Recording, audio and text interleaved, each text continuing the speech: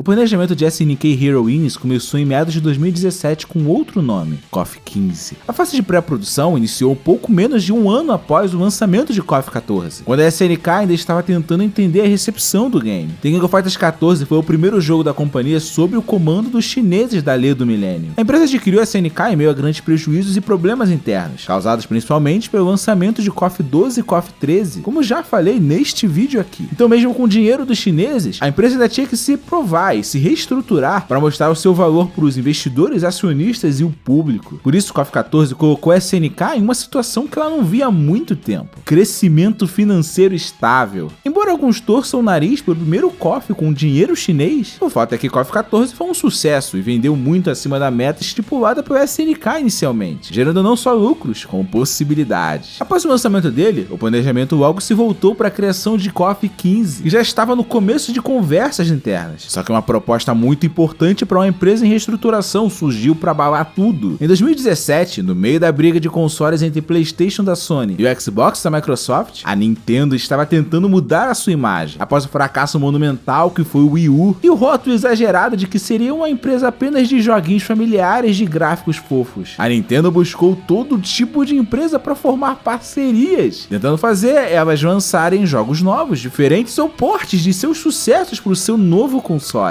o Nintendo Switch, para assim montar uma biblioteca de games mais diversificada e com menos jogos de classificação livre. E com o KOF 14, a SNK brilhou no Japão na hora certa. Como revelado pelo Siliconera, a Nintendo queria fechar um contrato para que a SNK fizesse o seu próximo jogo como um exclusivo para sua plataforma. Sim, o KOF 15 quase foi um exclusivo de Nintendo Switch, mas após duas decisivas reuniões entre as empresas durante a Gamescom no fim de agosto de 2017, ficou acordado com a Nintendo um belo contrato apenas de marketing com a SNK para o seu próximo jogo, com a Big N fechando a compra de milhares de cópias do game para ela ser a distribuidora oficial dele no Japão. Mas por que apenas um contrato de parceria de marketing? Simples. Ter uma ótima relação com a gigantesca Nintendo seria muito bom e importante, pois daria uma força comercial para a SNK além de uma boa grana. Só que por outro lado, mesmo que não tenha sido um contrato de exclusividade para o jogo seguinte da empresa, de qualquer forma o game teria que sair para Nintendo Switch. E por mais que seja um belíssimo hardware, ele não deixa de ser mais limitado em relação ao PS4, que na época não só era o principal console em quantidade de público, como a principal plataforma para qualquer jogo de luta japonês, não importando a empresa. Logo, vincular a criação de KOF 15 à Nintendo seria um grande erro. Em entrevista a Famitsu, o diretor de KOF 14, Yasuyuki Oda, revelou que eles tiveram grandes problemas para produzir o game em 60 frames por segundo, em resolução 1080p no PS4. Posteriormente, ele mesmo revelou ao Siliconera que lançar um port dele para Switch seria difícil, devido ao que ele chamou de obstáculos técnicos. Logo, se nem conseguir portar o KOF 14 para o console híbrido eles conseguiam direito, fazer o KOF 15 jogável no console da Nintendo implicaria na diminuição da qualidade gráfica e técnica do game em relação ao seu antecessor, e já não era o jogo mais bonito do mundo. E investir tempo e dinheiro apenas em um port específico também não seria a decisão mais inteligente, já que o motor gráfico que a SNK desenvolveu internamente para fazer seus jogos não estava otimizado para isso. Ficou claro que a opção mais correta não seria exatamente desenvolver um KOF 15, mas converter a ideia para um novo KOF que funcione dentro das limitações da SNK e que ainda assim seja bastante atrativo para o público. Mas o que? É típico começar um novo console com um port, mas como SNK, queríamos fazer algo com mais impacto e que surpreendesse a todos, disse Oda em entrevista para a Anime News Network, e ele realmente conseguiu. Os planejadores do projeto, liderados por Oda, nem tiveram que pensar muito sobre o que criar. Acredite se quiser, SNK Heroines foi feito reaproveitando uma brincadeira de 1º de abril do Twitter da SNK. Na tradicional comemoração no ano de 2017, a empresa postou na rede social a capa de um jogo fake de RPG retrô chamado Nariuki Quest, estrelado por algumas personagens de KOF 14, que segundo o resumo haviam sido aprisionadas por um demônio em seu castelo. A brincadeira virou um conteúdo humorístico semanal da companhia na rede social para interagir com os fãs, até que os produtores do novo projeto da SNK decidiram usar as tirinhas como base para criar o seu novo jogo no universo de KOF. Por isso é possível ver referências na capa do jogo e nos dos primeiros trailers com cenas das cheirinhas, além de várias outras coisas em game. A única vez que essas publicações entraram em hiato foram exatamente durante as reuniões na Gamescom com a Nintendo, que definiram o nascimento do game. Com isso, o caminho a seguir foi decidido, e assim a produção de SNK Heroines Tag Team Frenzy começou. E mesmo durando somente cerca de um ano, e sendo basicamente apenas uma versão de KOF 14 simplificada, muito provavelmente este foi um dos desenvolvimentos mais problemáticos da história da SNK. Segundo o produtor Oda, desde o começo o game foi pensado para ter essa temática mais sexual, pois todos os games dessa série sempre foram muito bem recebidos no Japão. Sim, essa série. SNK Heroines não é nem o primeiro e nem o segundo game de garotas da SNK com temática mais apelativa, mas sim o quarto jogo lançado no estilo, um cada vez indo mais longe na ousadia que o outro. O primeiro foi o clássico SNK Gauss Fighters, uma das principais inspirações para o novo projeto. Inclusive, Oda disse que Heroines pode ser considerado como um sucessor espiritual de Gauss Fighters, lançado lá no ano 2000 por um antigo portátil da SNK, o Neo Geo Pocket Color. Apesar das poucas vendas desse console, o jogo foi muito bem recebido e se tornou um clássico cult do gênero, sendo inclusive o game de estreia de Miss X, que é o Yori vestido de colegial japonesa, e foi o personagem mais pedido pelo público para entrar em Heroines. Foi Gauss Fighters quem abriu as portas para as meninas da SNK. Quando a Playmore mudou o foco da empresa e passou a investir mais em outras formas de rentabilização com games, foi lançado com bastante sucesso Days of Memories, uma franquia de simulador de namoro para celulares com as personagens da SNK, que depois migrou para o Nintendo DS. No total foram 9 jogos da série, que posteriormente passou também a permitir aos jogadores terem relacionamentos com os personagens masculinos da companhia, como Yori, Magaki, Giz e Krause. Achou estranho? E o que dizer do KOF Volley? A Playmore avançou absolutamente tudo em versão mobile. O game é limitado, é estranho, mas virou uma franquia de sucesso, pois logo após seu lançamento nasceu SNK Beach Volley, Gauss Attack, e que depois evoluiu para o, traduzido em português, Apaixone-se, grande competição aquática das meninas da SNK, mostrando as lutadoras de Samurai Shodown, Fatal Fury KOF em trajes mínimos, em diversas competições de verão, com direito a vários closes pra lá de provocante. A Franquia Mobile virou quadrinhos, e em seguida ganhou até uma coleção própria de action figures com as meninas de biquíni. Então, toda essa temática sexual de SNK Heroines não é novidade pra Maya Tenikula. Mas então por que SNK Heroines se tornou um jogo tão controverso? Bom, vamos lá. O primeiro problema começou cedo. O contrato com a Nintendo, obviamente, não seria apenas para lançar um jogo unicamente no Oriente, mas sim globalmente. E como a SNK queria um jogo com temática sexual, criou-se um problema. Como lançar algo com esse teor no mercado ocidental que historicamente não aceita esse tipo de conteúdo japonês? A SNK então fechou uma parceria com a NIS América, uma distribuidora especializada em relançar jogos japoneses em território americano, para cuidar do lançamento ocidental do game e de toda a divulgação de Heroines e da compilação de 40 anos da SNK desse lado do mundo. Só que ele já começou com o pé esquerdo, quase criando uma crise pública grave entre a SNK,